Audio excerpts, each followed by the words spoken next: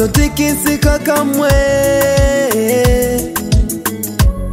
Wamtumainia Bwana ni kama mlima Sayuni, hawatotikisika kamwe.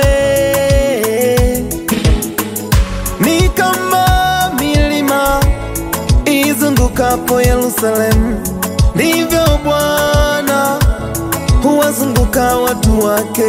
Ni kama milima izungukapo Yerusalemu, ndivyo Bwana huwazunguka watu wake.